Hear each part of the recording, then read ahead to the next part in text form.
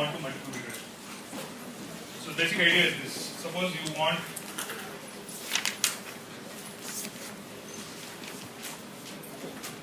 to understand this relationship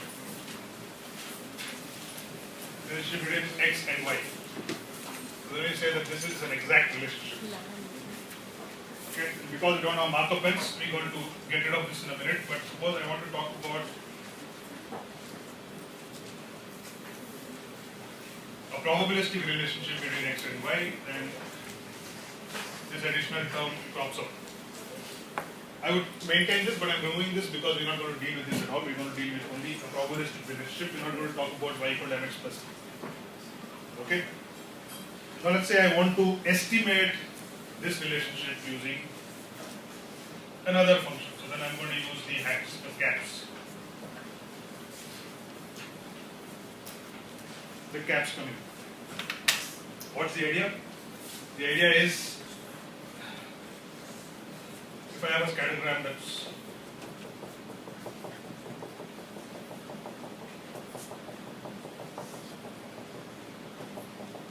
some population relationship,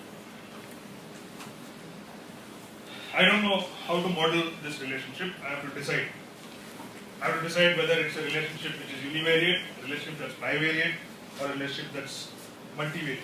Okay, which means I'm going to have one x and a y, or multiple x's and a y. How many x's? So on and so forth. Which factors will influence the variable of interest y?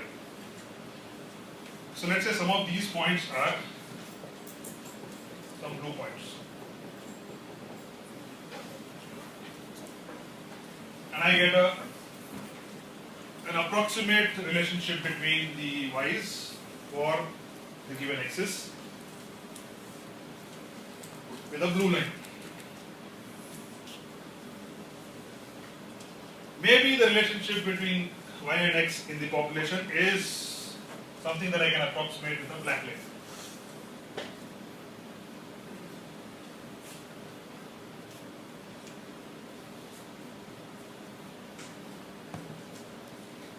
This is the range of values that I'm going to use to develop my estimation regression function, which I'm going to use as an estimator of the actual relationship between y and x. I'm not going to plot the black line, but I'm only using it because I want you to see that it's the black line I'm interested in, but I'm actually using the blue line to do my prediction. So then I want to understand if this relationship which I've developed, which is the sample regression function, is good enough for me to use in place of the population regression function.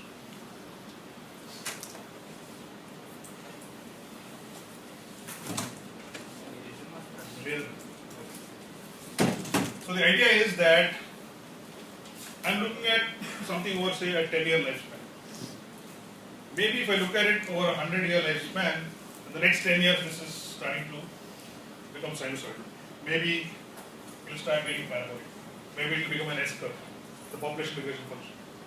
I don't know, but I'm looking at it over a period of some n, x1 to xn for the sampling regression function to get a population regression function which I'm really interested in. So that what happens over a larger time frame is something that I call a mega trend. But within this range, I'm getting an estimate of what I'm really interested in. So far so good? Yes. The question is, how should I model this? Should I model it with a single variable, or should I model it with more than one variable? That's one question. Should I model it like that? Or should I model it like that? In which case there is no independent variable whose effect on the dependent variable I'm interested in. I'm just saying that the variation in the response variable over time is the trend that I'm looking at.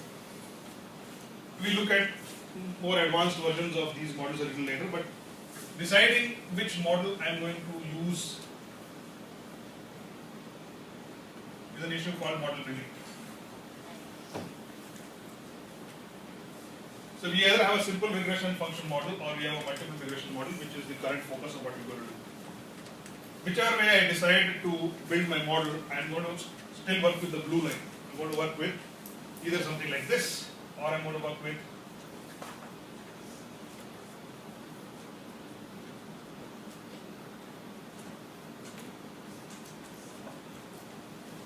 the gap base, right? So I'm interested in the black line, but I'm going to develop the blue lines, and I want to see if the blue lines are good enough for prediction, which means I have to test for significance. I have to test the blue estimators.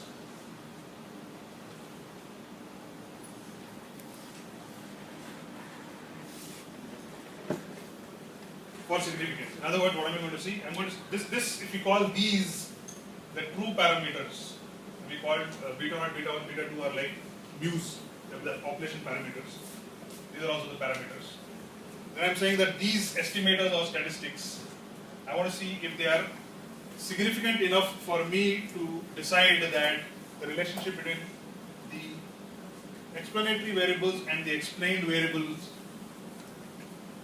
has a relationship. Why? Because we are testing for the null that the coefficients, the regression coefficients are 0.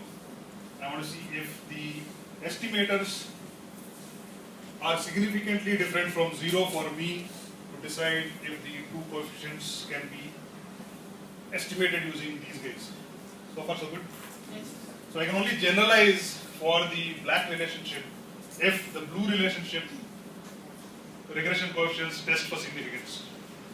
So those are the steps that we need to do. But before we test for significance, we have to calculate these guys, depending on which model I'm using. To calculate these guys, I'm going to use the least squares technique because I am looking for estimators, which like we looked at earlier, that are true. Best linear unbiased estimates. Earlier, if you looked at when we were trying to estimate mu, whether or not it was normal, we were trying to estimate mu, the population parameter, we didn't know what this was. We used estimator as an x bar or eta or the sample mode or whatever. And we wanted to know which of these statistics was the best estimator of the population parameter mu. And we said we look for unbiasedness, efficiency, sufficiency, consistency, and all those good properties. Similarly, here we want linear estimators. So we're looking at a linear function or relationship between x and y's. We want unbiased estimators. What's an unbiased estimator? Where the expected value of the estimator is equal to the population parameter. That's an unbiased estimator. What's the minimum variance estimator? The E in the blue, the efficient. What's the minimum variance estimator? I'm telling you right now. It's an efficient estimator. Alright? So why do you want a minimum variance estimator? So that is closest to the population. That is the idea. So the idea is that I want to see how closely I can fit this line so that it represents all the points. How will it represent all the points? When it is closest to as many of those points as possible. In what manner? I look at the deviations of the points from the line. Okay, if I look at deviations of the point from the line, then deviations which are as higher as they are lower cancel each other. When I'm looking at all the errors, deviations from the line which are far away are treated in the same manner as deviations which are close to the line.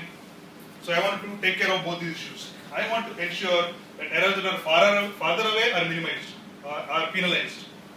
I also want to make sure that the deviations don't cancel each other. So one way of doing that is to take the absolute value of the deviations from the line. The absolute value of the deviations from the line are taken, there is no minus and plus, so they don't cancel each other. But you still have this issue of what happens to errors which are farther away. If I want to find a line which stays as close to those points as possible, I want to make sure that I get a line which is minimizing the deviations. Minimizing the deviations means those points that are farther away should be penalized more. One way of doing that is to square it. So if I get a square of the deviations, I both take care of the minus plus issue. I also penalize bigger errors because 1 becomes 2, 2 becomes 4, 3 becomes 9. So I penalize those, and then if I minimize that square of the deviations, I get a line which is as close to all the points together, not close to any one of those points. Are you getting it? So I'm looking at the entire scattergram, the blue scattergram in sum.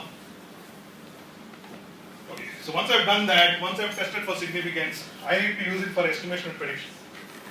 So the idea now is, suppose I want some value xn plus m. I want to find out the black point related to the xn plus m x. I don't know where that is. It could be anywhere. I want to know what the value of y is for a given x, which is not within the range in which the scattergram exists. It could be, I could look for a point here, say x m, let's call it x p. So some point in between x1 and xn, if I want to find out what the black point related to that is, then I will use this function, but since I don't know this function, I'm going to use this as an estimator of that function, and I'm going to see to what extent it correctly predicts the black point. Point being that there could be multiple black points for a given x.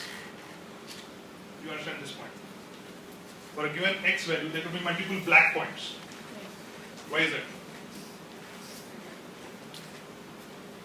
There can be more than one responses for one point. Like in the case that we were given at the income of 80, there were various responses. So the y can be There different are responses of what? of the dependent variable. What was the dependent variable? Income in our case. Income was the Income was the variable. independent variable, and dependent variable was the expenditure, consumption Consumption expenditure. expenditure. So let's say different people in this class who have the same incomes. It's not necessarily that all of them would spend as much for that increase in income. Similarly, if you spend number of hours, we looked at this example of number of hours that you work.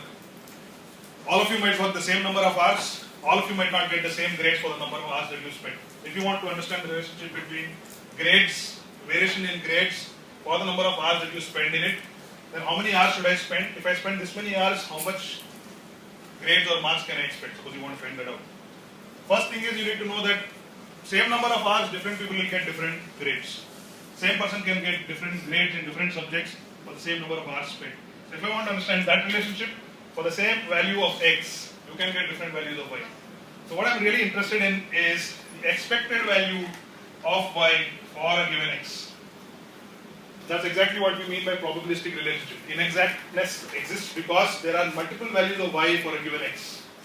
Multiple values of y for a given x means there's a distribution of range of values of y for a given x. And where does this expected value fall? It has to fall on the line for a given x, on the black line. So for xp, if I want to find out what is the point on the line, I can find out its expected value of y for xp. But about that expected value of y for a given xp, there could be a range of values of the actual y. So I'm saying that this black expected value of y for given xp is an average value for the values that can possibly occur for a given xp. And what's more important is that for a given xp, the point on the line, blue line, for a given xp is an estimator of any of those values that y can take for a given x. So similarly here, there will be a range of black points, but for given xn plus m, we don't know this line, but some point on this line is what we are interested in. Now the point is this. So we are going to look at a point on the blue line which will estimate what the black point for that given xn plus m would be. I will be going to look at the board.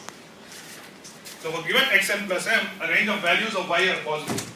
But I am going to look at an estimator of those range of values. An estimator of those range of values. Not an estimator for the expected value. Okay?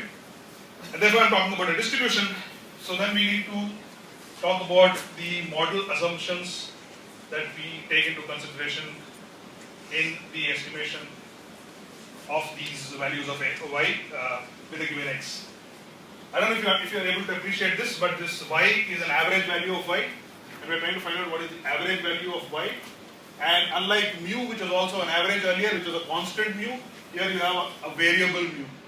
You have a y which is changing with x. So for each value of x, there is a different value of the average y. Alright?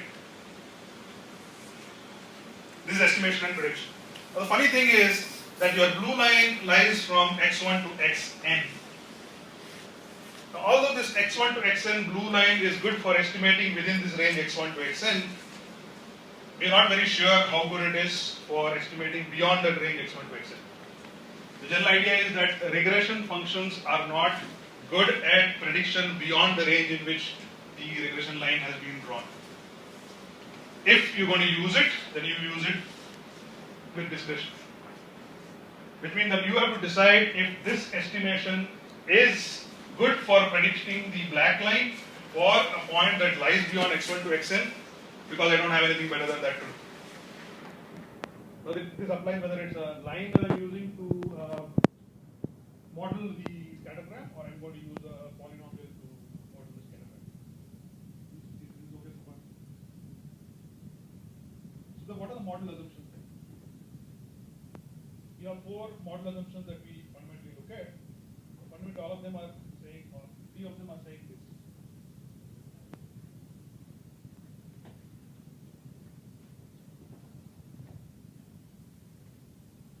They're saying that the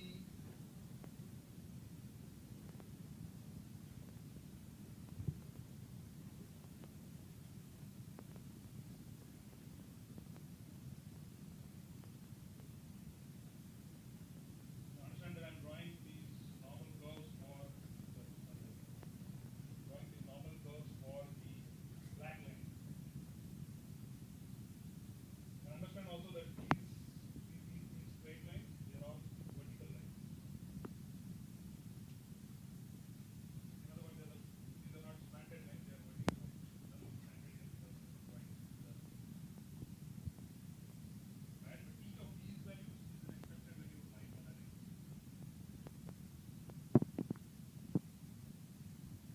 We are saying that the deviation of the y values for a given x, the deviations are measured and called the error.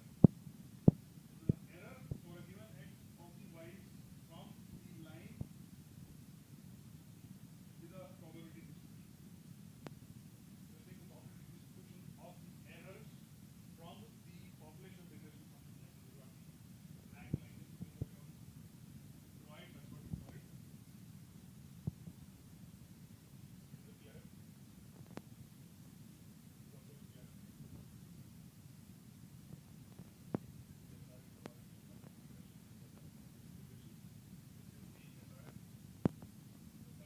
We don't draw the clear up, but we are only drawing it here so that we understand what it's going to do. We draw the SRS.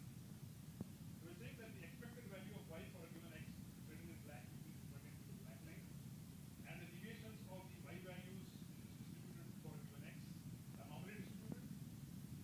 The normally distributed in such a way that the errors, the mean of the errors is 0. The normally distributed in such a way that the variance of the errors is constant.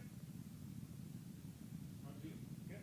The mean of the errors, that is the deviation of the observed values of y for a given x from the expected value of y for a given x, is 0.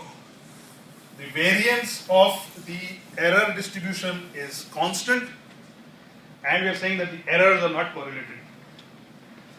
Okay, these are the model assumptions. So let's look at what the model assumptions talk about.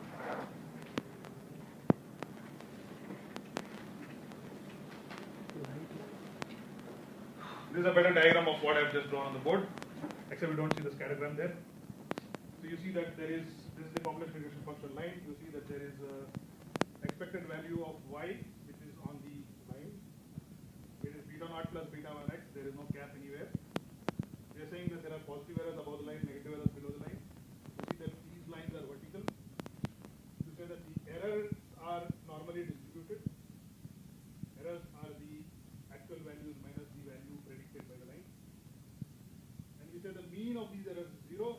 The variance of these errors is constant, and the errors are not correlated. So that of course the mean of the probability distribution of errors is 0. Variance of the probability distribution of error is constant for all values of x. The probability distribution of the error is normal. These are some of the assumptions, all of which come under what we have mentioned. Error distribution is normal with a mean equal to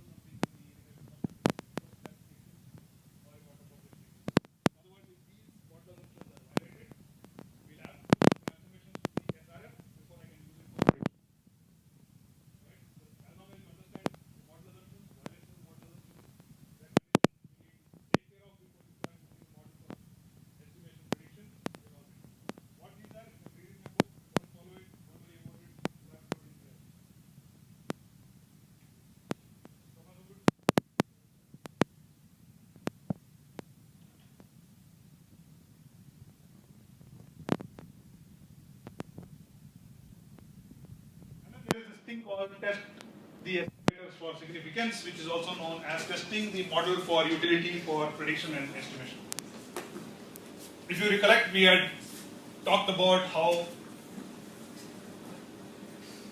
depending on the kind of tail test that it was, whether an observed value of the test statistic fell in the rejection region or not.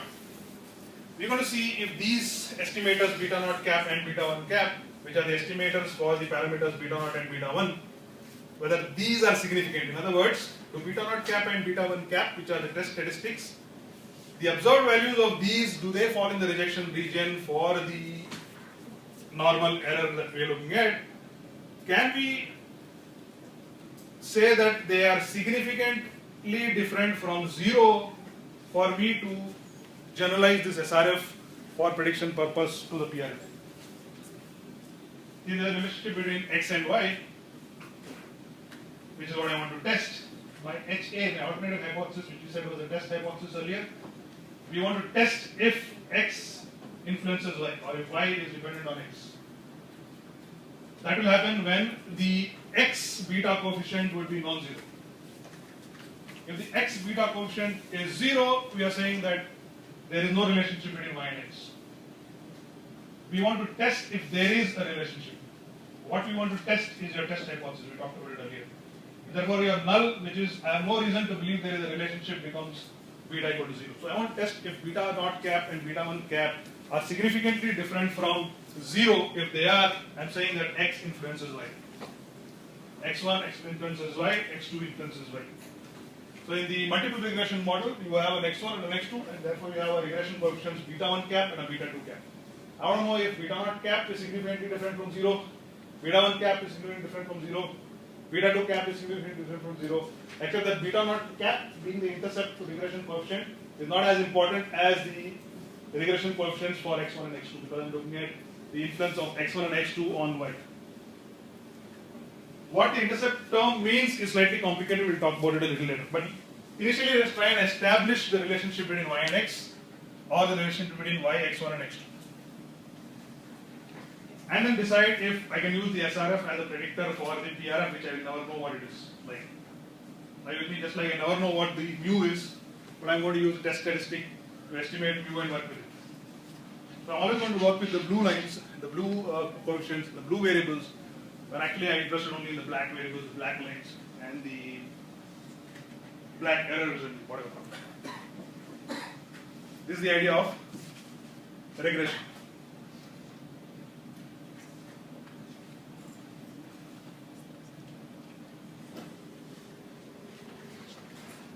And then there is this concept of determination. If the R square value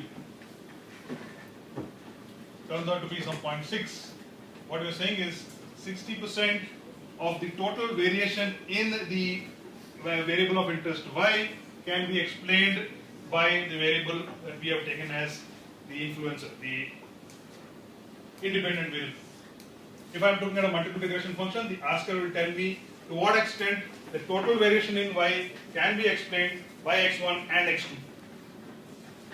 Whatever is not explained, that is error. So that means that some 40% cannot be explained, that's the error, by the model. So R square is a measure of extent to which our explanatory variable explains the variation in Y.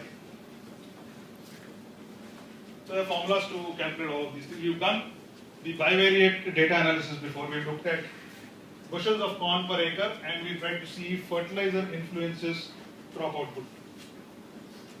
So let's extend this to the multiple regression situation.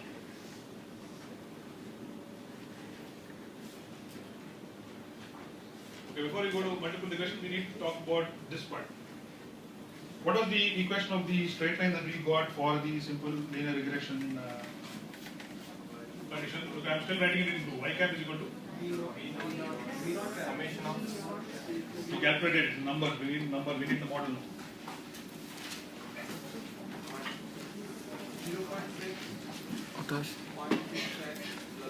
For the corn output fertilizer crop.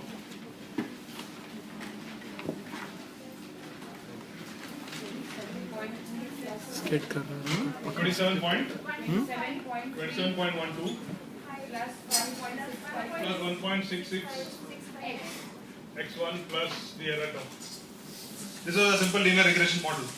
For the beta coefficients for the significant value of beta 1 cap divided by the standard error of beta 1 cap. This standard error of beta 1 cap is like your S by root n because we're talking about t. Observed value minus expected value divided by standard error of the statistic that we are using. We are talking about a sampling distribution of beta 1 caps. The test statistic here is beta 1 caps. We are assuming beta 1 caps are normally distributed. We are saying that there is an expected value of beta 1 cap. I want to know if the expected value of beta 1 cap, the beta 1 cap significantly differs from expected value of beta 1 cap. What is the expected value of beta 1 cap under H 0?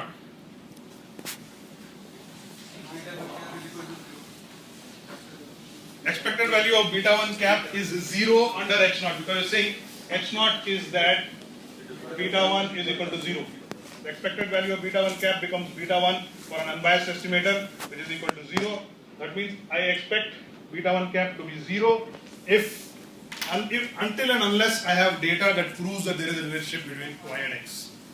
So the expected value of beta 1 cap is 0. T is beta 1 cap by standard error of beta 1 cap. There are formulas to calculate this T, and then we know whether beta 1 cap is significant. Similarly, I need to develop a T for beta 0 cap. Expected value of beta 0 cap divided by the standard error of beta 0 cap. These are those formulas.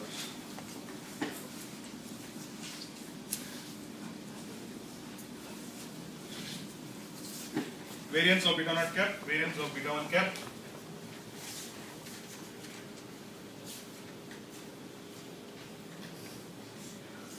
T values which I compute.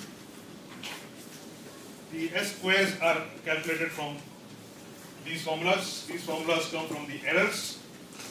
The sum of the squares of the errors. The sum of the squares of the errors will be computed from here. Let's try and understand how we calculate the sum of the squares of the errors. I need sum of the squares of the errors to test for significance. Alright. So let's go back to our data. Let's see if we can use our simple linear regression model which we have developed using this SRF to predict the value of y for x equal to 6. What's the value? In other words, I'm trying to calculate I'm trying to get this point on the blue line for this x1. What is the estimated value of y for x equal to 6?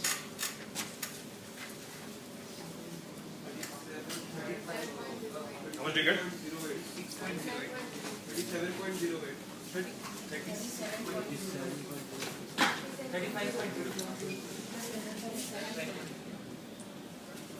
35. So the predicted value from plugging x equal to 6 here is 37.08. I need to find out observed minus estimated value. What's the observed value for x equal to 6? 40. What's the difference between 40 and 37.08? 2.92. That's the 2.92 you see in the error column, y minus y cap. Similarly, if I square that, I get y minus y cap square. Y minus y cap is the error, which is what I'm saying. Y will be the value, the black dot for the x1 here. One of the black dots here would be the y value 40 for x1 equal to 6. The blue dot here would be 37.08. I want to know the difference between these two. Obviously, because 40 is higher than 37.08, this is the black one we talked about. The different values of y for a given x. One of those values is 40, which we observed. 40 minus 37.08 gives you the error, y minus y cap. Y minus y cap square is the error squares. If you calculate all the errors and the squares of the errors, the sum should give you the sum of squares of the errors. That's your SSE. Okay?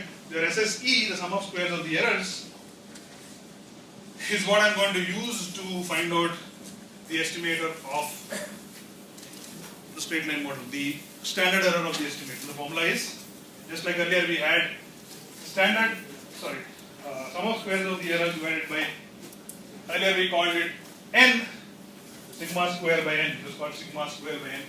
We use it sigma square by n or s by n if s could be used. So s by s square by n, sorry.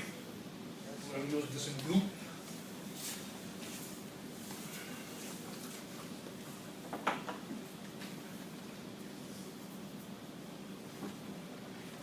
This becomes s by root n. This also becomes sigma by root n. Instead of sigma by root n, I am calling it sigma square by n.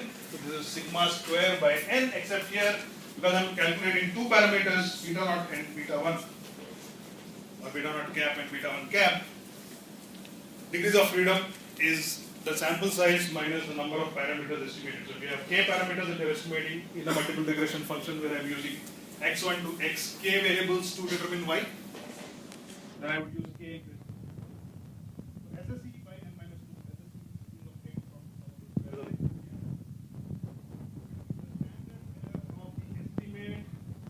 is for all the black points.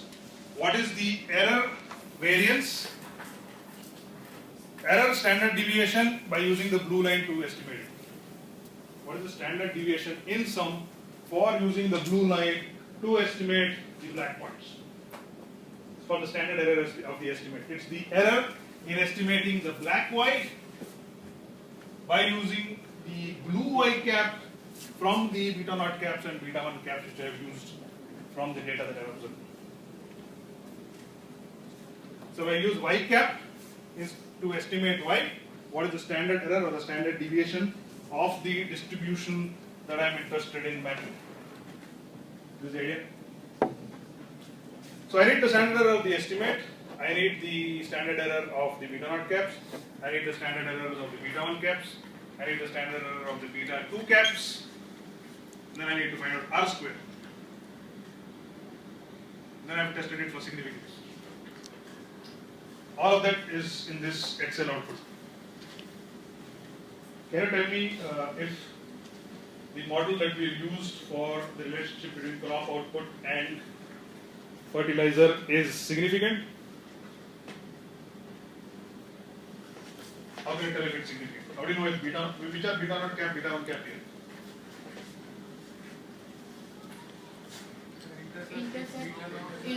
The intercept is beta naught. This is 27.12 that you see there. X1 is 1.65, which is your fertilizer in this case. These are the beta coefficients or the regression coefficients. How do you know if they are significant from this output? One way of it is to find out if the values that T that you've got are greater than the critical value of T, which is the critical value approach. What's another way? So you need to decide for a given level of significance if your P values are smaller than that level of significance. What level of significance do you want to take? Take the smallest you can, 1%. Are the beta coefficients or regression coefficients significant at 1%? Are they? What I'm asking otherwise, are the P values smaller than the level of significance? Are they or are they not? Which P value is, which P value is not? Get closer. Both these P values are exponential minus 7. Both P values are smaller than this is exponential minus 0.7. That is 7.75 exponential 7. Which is something like this.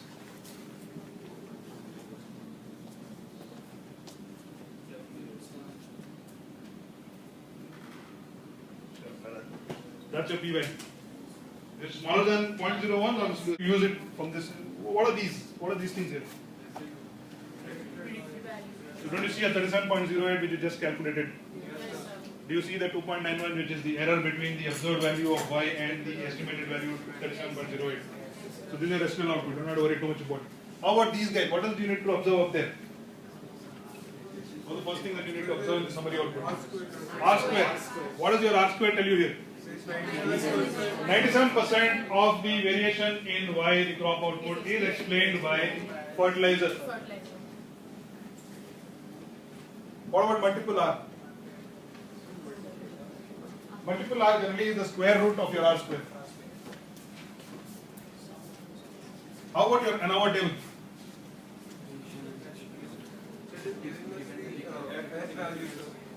So the sum of the squares, the regression sum of squares, which explains the variation in y, and the residual or the error sum of squares, which is the unexplained variation in y, are both tabulated here. If we account for the degrees of freedom, we get MSE and MS explained were divided by MS unexplained, or MS treatment divided by MS error, or MS regression by residual or error, or MS factor by MSE. So MSA, MSE, MSF, MSE, MSTR, MSE, we get an F. Is your F significant? How do you know? For level of significance, for numerator degrees of freedom, denominator degrees of freedom, you need to see if your F is greater than the F critical negative. If it is, it's significant. So it's also telling you that the extent to which the regression sum of squares explains the variation in y. Now let's complicate this a little bit using a different model and see if we get any different values and then compare these two.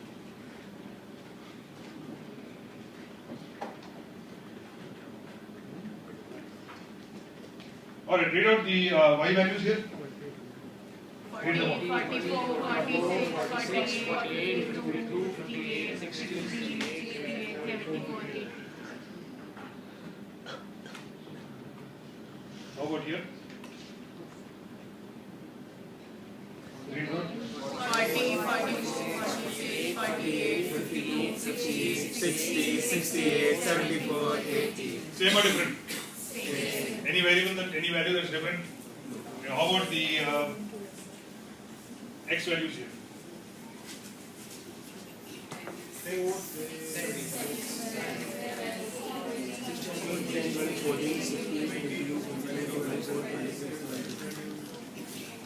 So either a difference of 4 or a 2 here.